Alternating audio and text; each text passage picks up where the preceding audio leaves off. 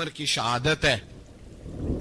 یہودی بول اٹھا, کافر بول اٹھا, اگر 6 مہینے عمر دنیا میں اور رہتے تو دنیا میں کوئی کافر موجود نہ ہوتا. 6 مہینے. اور جب اس بطل جلیل کا جنازہ اٹھا, اللہ بخاری پڑھیے نا, اللہم ارزقنا شہادتا فی سبیلک, اللہ بسترے کی موت نہ دینا, شہادت کی دینا. عمر شہید ہوئے, مسجد نبوی میں نماز پڑھاتے, اور جب جنازہ اٹھا تو مدینے کا پھر پیچھے جو دلیر بچے وہ مولا علی تھے. مولا علی, جناب عمر کا جنازہ اٹھا تو سب سے پہلی ہائے جو نکلی وہ حضرت علی کی زبان سے نکلی, اور حضرت علی کی ساری داڑھی آنسوؤں سے بھر گئی. لوگوں نے کہا کہ علی کیا ہوا؟ فرمانے لگے تم دیکھ نہیں رہے جنازہ کس کا اٹھا ہے, پلٹ کے دیکھو تو صحیح, تم پتہ نہیں ہے کون گیا ہے. کہ حضور کیا ہوا؟ آپ فرمانے لگے عمر اس طرح کے کام کر کے گیا ہے, اب ان کے رستوں پہ کون چلے گا؟ کون اس کے جگر راہ وفا میں نقش ایسے چھوڑ آیا ہوں, میں جس منزل سے گزرا ہوں وہ اب تک یاد کرتی ہے. حضرت علی حضرت عمر کے جنازے پہ کھڑے ہو کے کہتے ہیں اللہ مجھے اس طرح کے عمل کرنے کی توفیق دے جس طرح کے عمر کر کے گیا. میرے بھائی, بطل عزیز, بطل حریت حضرت عمر رضی اللہ تعالیٰ عنہ, جو اپنی زندگی انقلاب والی گزار کے گئے. عمر جب دنیا سے گئے تو 80 دینار کا قرضہ تھا, 22 لاکھ مربع میل کا حکمران, اور اپنے بیٹے سے کہنے لگے بیٹے کوشش کرنا تیرے خاندان والے مل کے میرا قرضہ اتار دے, میری قبر پہ بوجھ نہ رہے, اور اگر خاندان والے مدد نہ کریں تو میرے دوستوں سے بات کرنا, وہ مدد نہ کریں تو پھر علی سے بات کرنا. ان کا پیار آپس میں اتنا, اور تو اختلاف ثابت کر رہا ہے. 80 دینار کا قرضہ چھوڑ کر حضرت عمر دنیا سے گئے, اور جاتی دفعہ کہہ گئے میرے بعد میرے بچوں کو حکومت کے مشورے میں بھی شامل نہ کرنا, حکومت کے مشورے میں بھی میری اولاد شامل نہ ہو. اتنا بڑا شخص اتنا بڑا رنگ دے کے 1 محرم کو جب عمر فاروق کا وصال ہوا تو بیٹے سے کہنے لگے اماں عائشہ سے جا کے کہو میرا بھی نبی پاک کے روزے میں دفن ہونے کو دل کرتا ہے. ایک قبر کی جگہ ہے اماں جی نے اپنے لیے رکھی ہے, بخاری ہے بخاری. حضرت عائشہ کے پاس صاحبزادے گئے, کہنے لگے اماں جی عمر کو زخم لگ گیا ہے, حالت بڑی پریشانی والی ہے. وہ کہتے ہیں اگر اماں اجازت دیں. سید عائشہ رو پڑی, فرمانے لگی کہ اپنی قبر کی جگہ تو نہیں نہ کسی کو دیتا, پر عمر نے کمال ہی بڑا کیا. اسے کہو جاؤ گنبد خضرا میں قیامت تک جو مصطفیٰ پہ اور ابو بکر پہ سلام پڑے گا وہ تجھ پہ بھی سلام پڑھ کے جائے گا, جاؤ میں نے جگہ دی. اعلیٰ حضرت فاضل بریلوی رحمت اللہ علیہ فرماتے ہیں وہ عمر جس کے آداب شیدہ شکر, اس خدا دوست حضرت پہ لاکھوں سلام, اس خدا دوست حضرت پہ. آپ یقین کریں ممبر پہ بیٹھا ہوں, حضرت عمر کا جب نام لیتا ہوں تو میرے وجود کے رونگٹے کھڑے ہو جاتے ہیں. حضرت عمر کی زندگی جب پڑھتا ہوں تو لگتا ہے خدایا ایسے شخص بھی دنیا میں آئے. کہ حضرت عمر رضی اللہ تعالیٰ عنہ کا آج یوم شہادت ہے. میرا تو دل کرتا تھا کہ فجر سے باتیں شروع ہوں اور سارا دن ہی عمر کی باتیں ہوتی رہیں, سارا دن جناب عمر کی باتیں, سارا دن. اس لیے کہ ذکر جناب عمر کا ہوگا پر راضی اللہ کے رسول ہوں گے. میرے رسول پاک علیہ السلام سب کے لیے ہی دعا مانگتے ہیں نا, حضور کی دعا عام ہے, لیکن مصطفیٰ کریم نے کعبے کا غلاف تھام لیا اور غلاف کعبہ کو حضور نے سینے سے لپٹایا اور سینے سے چمٹا کے کہا اللہ میں نے تو کبھی سوال ہی زیادہ نہیں کیے, میں کرنے آیا ہوں, مجھے عمر دے دے, عمر دے دے. حضور نے مانگ کے لیا. اور پھر جب جس کو حضور مانگے اللہ سے, حضرت عوف بن مالک اشجعی ایک صحابی ہیں, حضرت عوف بن مالک رضی اللہ تعالیٰ عنہ فرماتے ہیں کہ جناب ابو بکر صدیق کا زمانہ تھا تو میں نے خواب دیکھا, میں نے خواب میں جناب عمر کو دیکھا, اور میں نے دیکھا کہ کوئی کہنے والا کہہ رہا ہے کہ عمر وہ ہے کہ اللہ کے رستے میں کوئی اسے جتنا مرضی برا بھلا کہے یہ پرواہ نہیں کرتا. کس کے رستے میں؟ بولے سارے. اس کا مطلب ہے اللہ کے رستے میں لوگ برا بھلا بھی.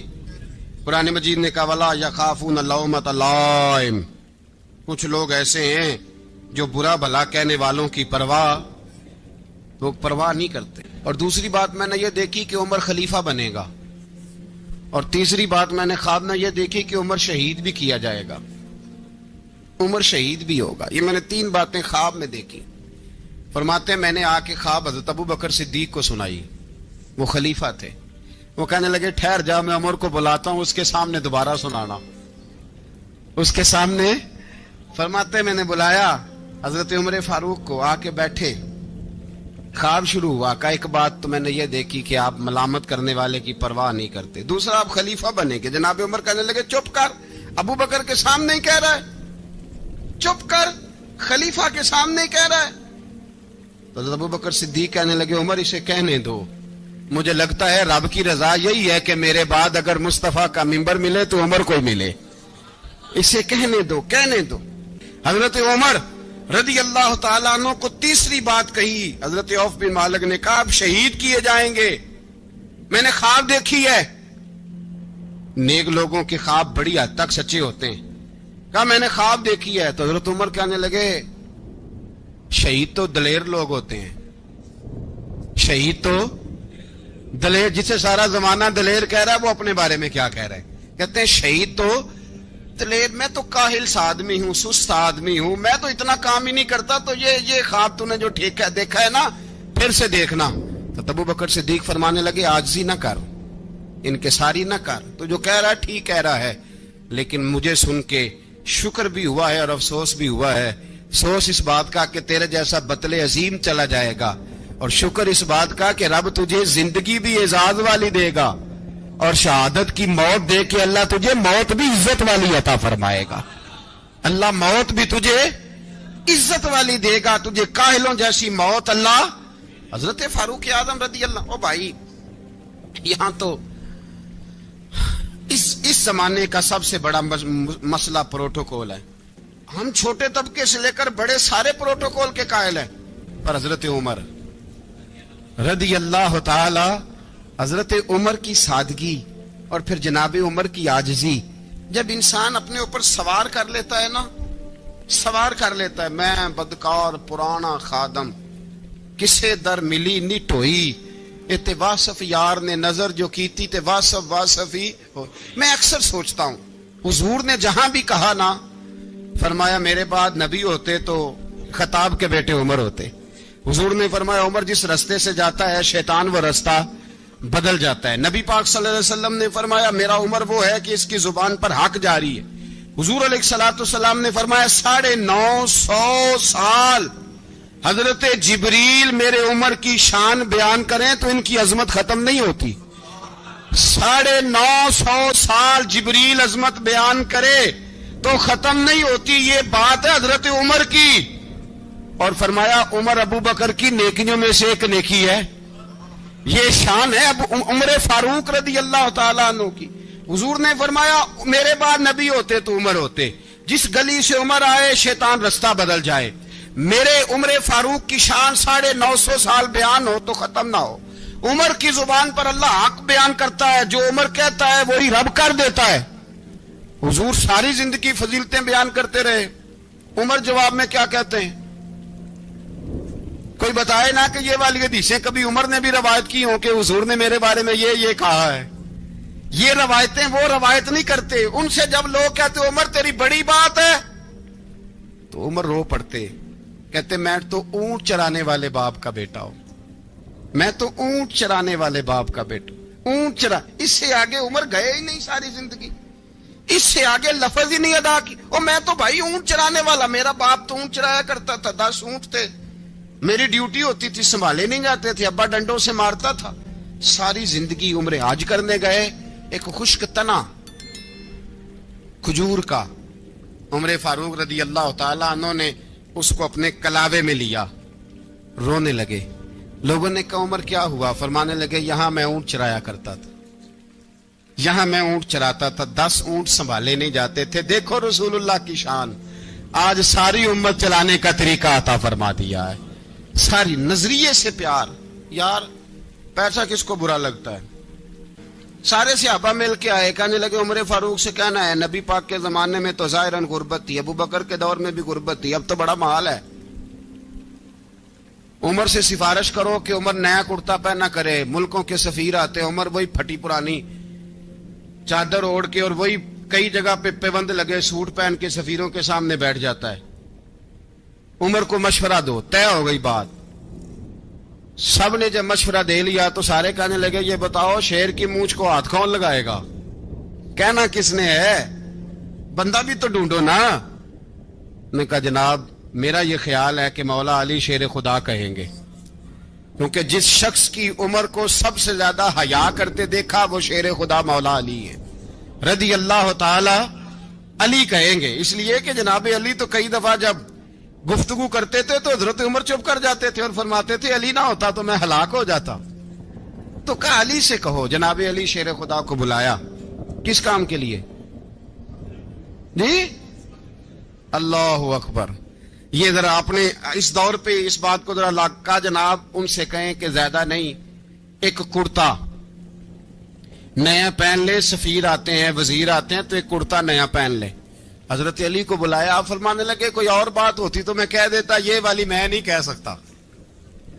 کوئی اور ہوتی تو میں عمر کو کئی دفعہ کہہ دیتا ہوں, جلال میں بھی تو سن, یہ والی میں نہیں کہہ سکتا. میں تمہیں ایک مشورہ دیتا ہوں. کہ وہ کیا؟ کہنے لگے سیدہ عائشہ صدیقہ سے کہو, وہ مومنوں کی ماں ہیں, عمر ٹالے گا نہیں. اماں جی سے جا کے کہا اماں جی نیا کرتا عمر سے کہیں پہن لیں. وزیر آتے ہیں, بڑے بڑے لوگ, تو چلو کوئی حرج نہیں. اماں جی نے کہا اچھا کوئی بات نہیں میں بلا لیتی ہوں. جناب عائشہ نے پیغام بھیجا. جب خادم نے کہا نا مصطفیٰ کے گھر سے پیغام آیا ہے, تو 20 لوگ بیٹھے تھے. عمر کانپتے ہوئے اٹھے, کانپتے دوڑے. حضرت عائشہ پردے میں تھی تو فرماتی ہیں عمر اتحیات کی حالت میں بیٹھ گئے. کہا اماں جی دیر تو نہیں ہو گئی مجھے آنے میں؟ کہا نہیں ٹائم پہ آ گئے ہو. کس لیے بلایا تھا؟ کہا عمر دیکھو غربت کے معاملات اور ہوتے ہیں, جب اللہ آسانی دے تو کوئی چیز استعمال کرنا حرام نہیں ہوتی, اگر حرام ہے تو بتاؤ. کہا نہیں اماں جی حلال ہی ہے. تو فرمایا پھر اتنے سفیر آتے ہیں, مشیر آتے ہیں, اب تو مال غنیمت بڑا آتا ہے, ڈھیر لگ جاتے ہیں مسجد میں, تو چل ایک نیا کرتا تم بھی پہن لیا کرو. اور آپ نیا کرتا پہنو گے تو دھاک بیٹھے گی غیروں پر. تو صحابہ کا مشورہ ہے کہ آپ نیا لباس پہنے. اماں جی کہتی ہے میں نے حکم دیا تو عمر چپ کر گئے, گردن جھک گئی. تھوڑی دیر کے بعد سیدنا عمر فاروق نے سر اٹھایا تو داڑھی پہ آنسو گر رہے تھے, رو پڑے. کہنے لگے پاک محبوب کی پاک بیوی جیسے حکم کرتی ہو میں حاضر ہوں, پر مجھے وہ والا لباس پہنانا جو میرے مصطفیٰ نے پسند فرمایا ہے. اگر یہ رنگ رسول پاک کا ہے تو میں حاضر ہوں, اور اگر نبی پاک کا نہیں تو پھر جیسے آپ حکم کریں.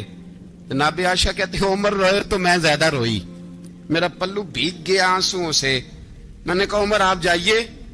عمر یوں نکلے تو جو صحابہ کھڑے تھے وہ کونے میں تھے, سارے آ گئے. کہا اماں جی کیا بناؤ؟ فرمایا بھائی تم سب جو باتیں کہتے ہو وہ اپنی جگہ ٹھیک ہیں, پر عمر جو بات کرتا ہے وہ سب سے زیادہ ٹھیک ہے. عمر جس پہلو پر بات کرتا ہے وہ یار ایسی عاجزی, ایسا رنگ, ایسا انداز, ایسا طرز حیات, ایسی زندگی. اولاد کے معاملے میں لوگ بزدل ہو جاتے ہیں, بزدل. پر حضرت عمر کا بیٹا مصر گیا, وہاں سے کمائی کر کے لایا, تجارت کرنے گیا, لاکھوں کا مال. کون سا باپ ہے دنیا میں جس کا بیٹا باہر سے پیسے لے کے آئے تو ابا تفصیل پوچھے کہ بیٹا کہاں سے کمائے, کہاں سے لایا, کتنے ملے, کیوں آئے؟ کون سا باپ تفصیل پوچھتا ہے؟ ابا تو کہتا ہے لا صحیح, اور تعریفیں کرتا ہے میرا بیٹا بڑی کمائی کرتا ہے. کبھی پوچھا ہے اس سے کہ ڈیوٹی صحیح دیتا ہے کہ نہیں؟ کبھی پوچھا ہے کہ تو ایمانداری کی روزی لاتا ہے کہ حرام کی کماتا ہے؟ یہ باپ کی ذمہ داری ہے, یہ اماں کی ذمہ داری ہے. پھر کہتا ہے بیماری کیسے آ گئی, پریشانی کیسے آ گئی, تو نے کبھی سوال کیا اپنی اولاد سے؟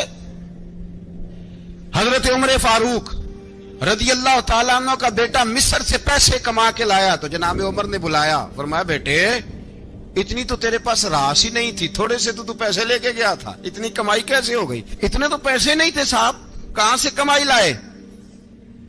اس نے کہا ابا جی وہ جو میرے چچا ہے نا مصر کے گورنر, آپ کے دوست, انہوں نے میری مدد کی ہے. فرمایا جتنے لوگ گئے تھے سب کی ہے مدد اس نے. کہا نہیں صرف میری کی. فرمایا تیری کیوں کی؟ تیری کیوں کی؟ کہا حضور آپ کے دوست ہیں. فرمایا چپ کر. حضور انہوں نے مجھے اتنے پیسے دیے, میں نے کاروبار میں ڈالے تو نفع آیا تو میں ان کی رقم دے کے. فرمایا خاموش ہو جا. باقی جتنے لوگ گئے تھے سب کی مدد کی اس نے؟ کہا نہیں حضور صرف میری کی. فرمایا اس نے تیری مدد نہیں کی, اس نے خلیفہ کے بیٹے کی مدد کی, اس لیے کہ وہ خلیفہ کو اپنے حق میں نرم کر سکے. فرمایا آدھا مال تیرا ہے, آدھا مال غنیمت کا ہے, مال خزانہ کا ہے, مسلمانوں کا ہے, اس لیے کہ تو جو وہاں سے مال کما کے لایا ہے وہ اپنے باپ کے خلیفہ ہونے کی وجہ سے کما کے لایا ہے, لہذا رکھ ادھر.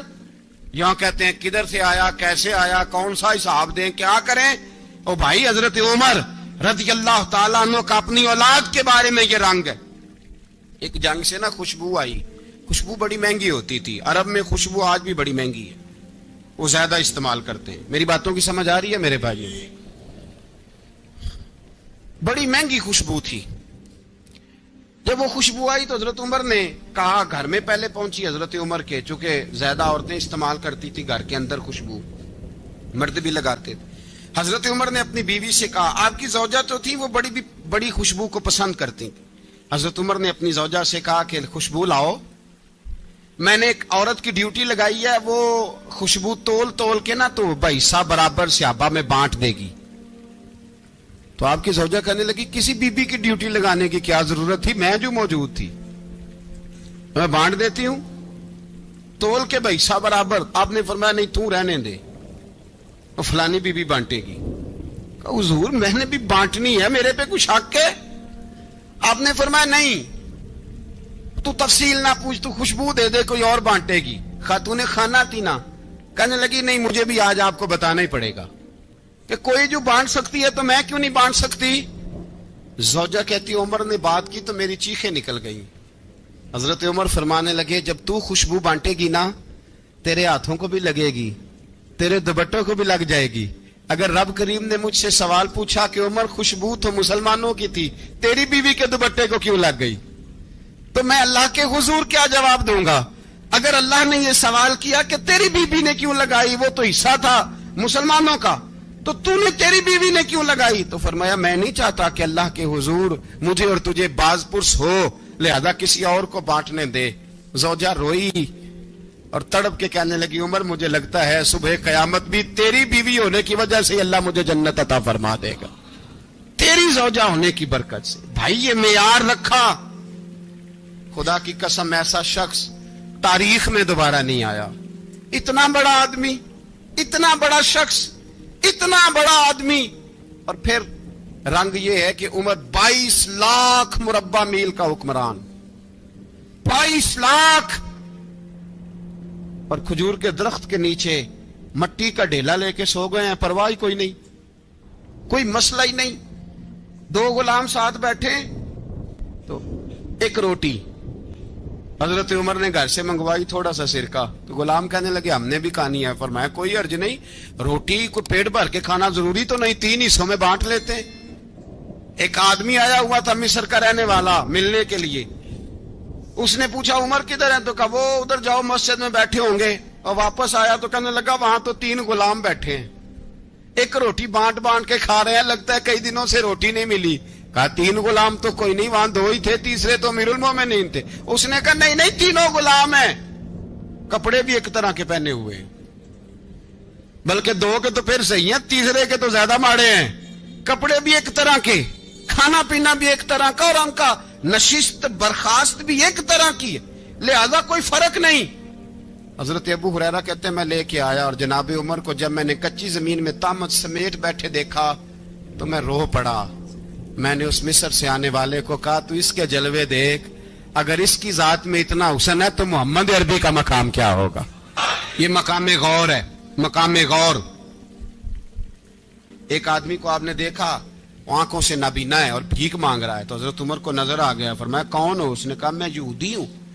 فرمایا بھیک کیوں مانگتے ہو؟ کہا جب تک تندرست تھا مسلمانوں کو جزیہ دیتا تھا, بوڑھا ہو گیا ہوں کیا کروں. حضرت عمر نے گھوڑے کی پشت پہ بٹھایا, کافر کو گھوڑے کی پشت پہ بٹھایا اور بٹھا کے مدینے لائے. حضرت علی شیر خدا وزیر خزانہ تھے. فرمایا علی اس کا وظیفہ جاری کرو.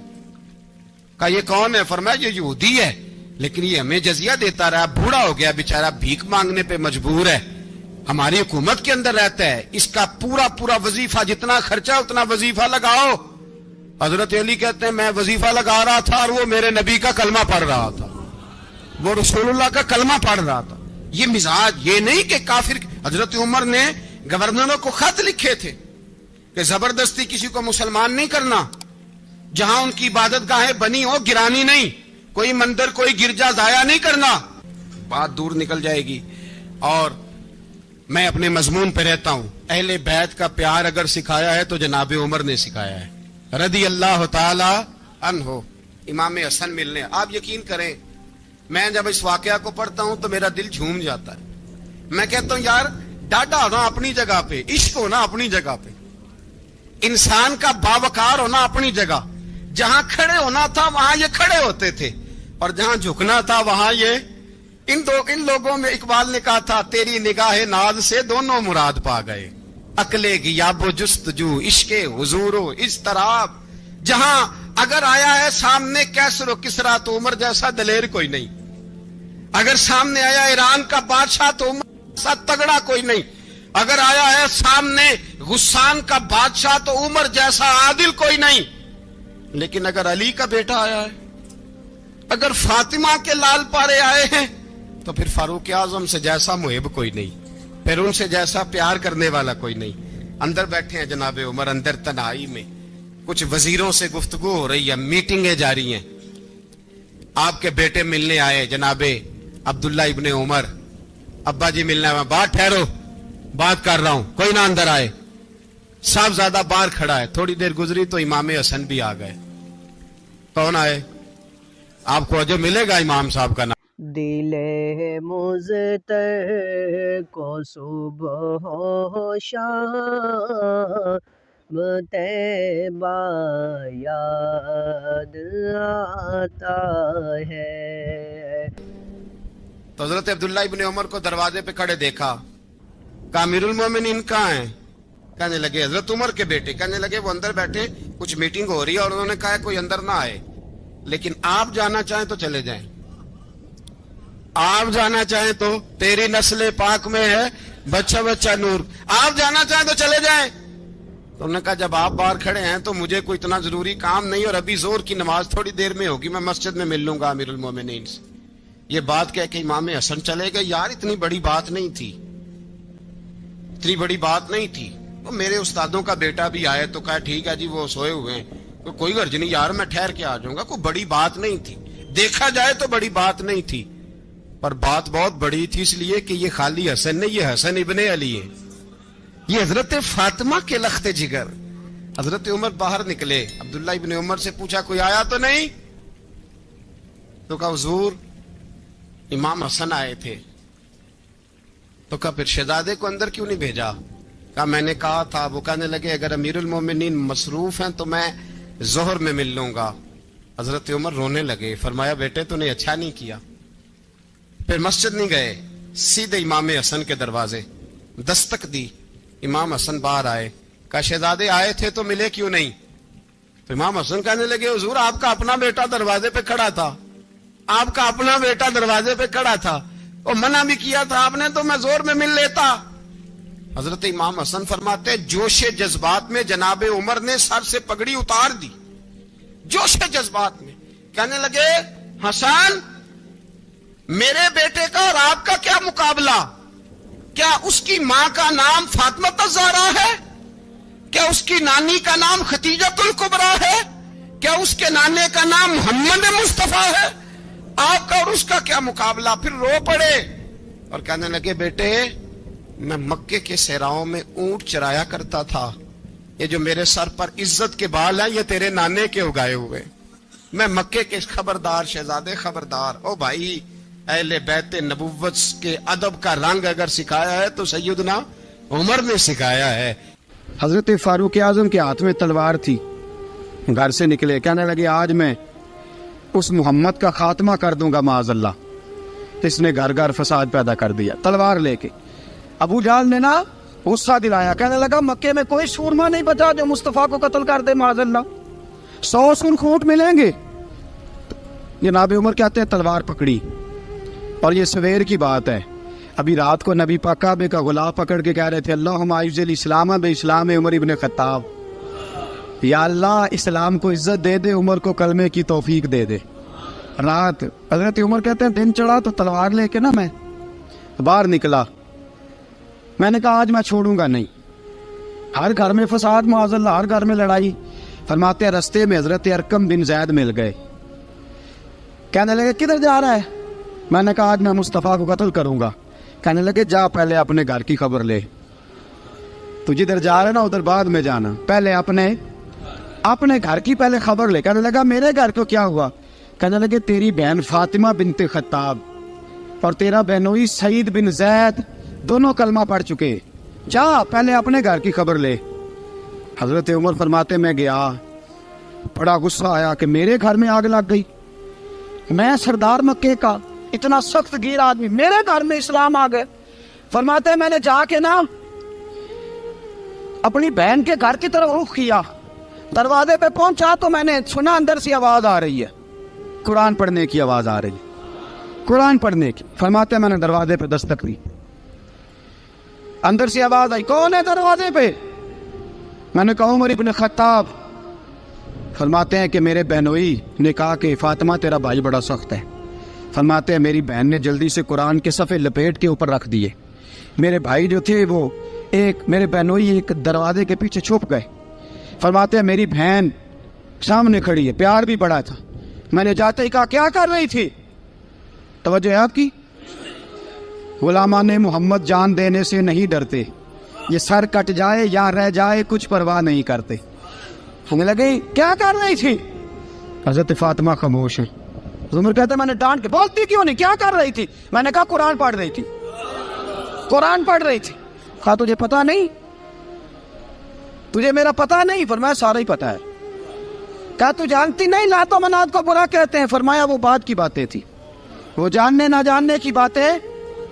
दोस्तों तवज्जो, हजरत उमर इब्न खत्ताब फरमाते हैं कि बहन इस जलाल, इस रोब, इस एतमाद से बोलती थी कि मैंने एक थप्पड़ मारा बहन के मुंह पे, मेरी बहन उधर जाके गिरी।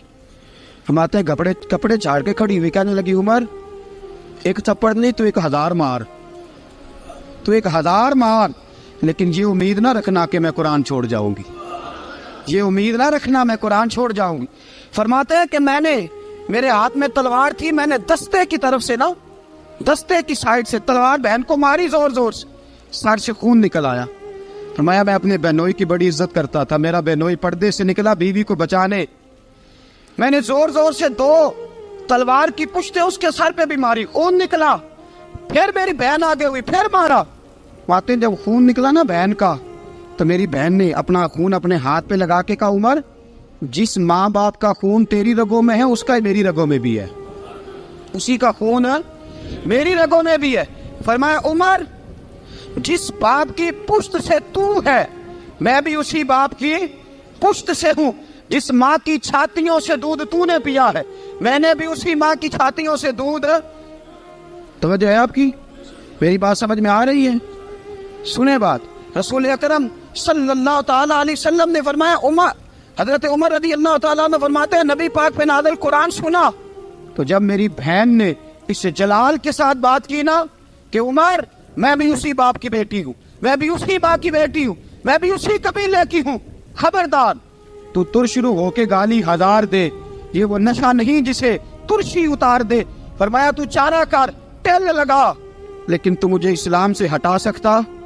हजरत उमर फरमाते हैं बहन का जलाल देखा तो मैं ठंडा हो गया, बहन का जलाल देखा तो मैंने कहा अच्छा मुझे दिखाओ क्या पढ़ रही थी, मुझे दिखाओ जरा क्या पढ़ रही थी। फरमाते हैं मेरी बहन कहने लगी तू काफिर है, इन्नमल मुशरिकून नजस, जा पहले वुजू करके आ, जा गुस्ल करके आ, जा पहले नए कपड़े धुले हुए पहन के आ, पहले तैयार हो के आ। हजरत उमर फरमाते हैं मैं तैयार होके आया, मेरी बहन ने झोली में सफ़े रखे, कुरान पढ़े बहन, सुने भाई, अल्लाह तकदीर बदल देता है। कुरान पढ़े बहन और सुने भाई,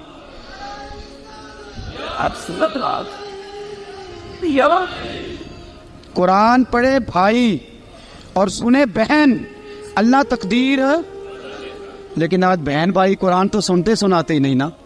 یہ تو رواج ختم ہو گیا نا. وہ قوم جو کل لڑتی تھی ننگی شمشیروں کے ساتھ، وہ آج سینما دیکھنے جاتی ہے اپنی ہمشیروں کے ساتھ.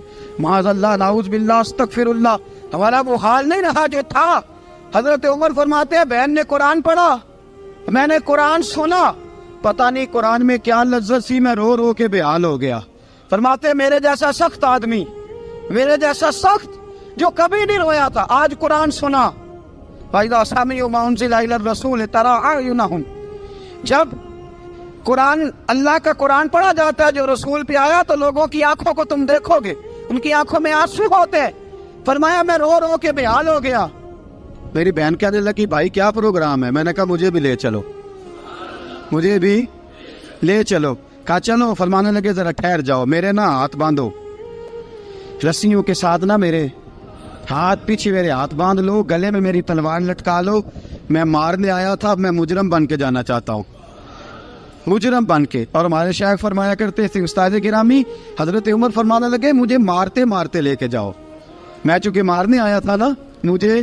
اور ایک پنجابی کا شاعر کہتا ہے حضرت عمر نے کہا کروں آیا سا مار مکاونے نو، کروں آیا سا مار مکاونے نو، ان مینو مار دے لے چلو. متے عمر دی عمر برباد ہوئے جتھے عمر سوار دے لے چلو. کروں آیا سا مار مکاونے نو، ان مینو مار دے لے چلو. متے عمر دی عمر برباد ہوئے جتھے عمر سوار دے، متے عمر دی عمر برباد ہوئے جتھے عمر سوار دے. فرماتے جب پہنچے نا دار ارقم میں تو دروازے پہ حضرت امیر حمزہ کھڑے تھے. حضرت امیر حمزہ، ایک شخص کہنے لگا حضرت امیر حمزہ سے عمر آ رہا ہے. فرمایا آنے دو. کہا حضور وہ تلوار بھی گلے میں لٹک رہی ہے. فرمایا آنے دو. وہ اگر عمر ہے تو میں بھی امیر حمزہ ہوں، وہ اگر عمر ہے تو انا اشہد اللہ و رسولہ، میں اللہ رسول کا شعر ہوں، آنے دو. کہا آپ کیا کریں گے؟ کہا ادب ملحوظ رکھے گا تو خاطر سے بٹھائیں گے، نمونہ اس کو ہم خلق محمد کا دکھائیں گے، اگر نیت نہیں اچھی تو میں اس کو قتل کر دوں گا، اسی کی تیغ سے سر کاٹ کے چھاتی پہ دھر دوں گا. میں آنے تو دو، آنے دو عمر کو. حضرت عمر آئے، دروازے میں داخل ہوئے. صحابہ فرماتے ہیں کہ حضور نے شور سنا. فرمایا کون ہے دروازے پہ؟ فرمایا عمر. فرماتے ہیں حضور اٹھے تیزی سے، چادر گر گئی، چادر. حضور تیزی سے اٹھے، کھول دو دروازہ. حضور عمر کے گلے میں تلوار ہے. فرمایا پھاٹک کھول دو. یا رسول اللہ عمر آپ کا دشمن. فرمایا کھولو دروازہ. کہا یا رسول اللہ خطاب کا بیٹا. فرمایا کھولو دروازہ. یا رسول اللہ ابو جہل کا رزق. فرمایا کھولو دروازہ. حضور ماجرا کیا ہے؟ فرمایا وہ اپنے آپ نہیں آیا، میں نے رات اللہ سے دعا مانگی ہے، میں نے مانگ کے لیا ہے، میں نے مانگ کے لیا، وہ اپنے آپ تھوڑا آیا ہے. مانگ. کھولا دروازہ، آنے دو. حضرت عمر جھٹ سے دروازہ کھلا نا، رسول پاک سامنے کھڑے ہو گئے. کیا منظر تھا. ابو بکر فرماتے ہیں تمہیں کیا بتائیں کیا منظر تھا. حضرت ارقم فرماتے ہیں تمہیں کیا بتائیں کیا منظر تھا. میرے حبیب کی گردن تنی ہوئی ہے، آنکھوں میں آنسو بھرے ہیں پر نیچے نہیں گرتے. آنسو بھرے ہیں آنکھوں لیکن نیچے ٹپکتے نہیں. پھر رسول پاک آگے بڑھے، عمر کی گردن جھکی ہوئی ہے، عمر اوپر نہیں دیکھتے. حضور آگے بڑھے، جا کے حضرت عمر کا کندھا زور سے ہلایا. فرمایا کیا پروگرام ہے تیرا، کیا ارادہ ہے تیرا، بول. حضرت فاروق اعظم آنکھ یوں اٹھا کے کہنے لگے سونیا بس اب کلمہ پڑھنے کا ارادہ ہے، سونیا کلمہ پڑھنے کا. صحابہ فرماتے ہیں پتہ نہیں کیا ہوا، پتہ نہیں. حضور کا اتنا جوش ہم نے کبھی نہیں دیکھا، نبی پاک کو نعرہ لگاتے ہم نے پہلے کبھی نہیں دیکھا. جب عمر نے کہا نا سونیا کلمہ پڑھنے آیا ہوں، فرماتے ہیں رسول پاک کے جو آنسو بندے ہوئے تھے نا وہ ٹپ سے نیچے گرے اور حضور نے فرمایا اللہ اکبر، اللہ اکبر. فرماتے ہیں حضور نے جب اللہ اکبر کہا تو سارے صحابہ بھی کہنے لگے اللہ اکبر، اللہ اکبر، اللہ اکبر.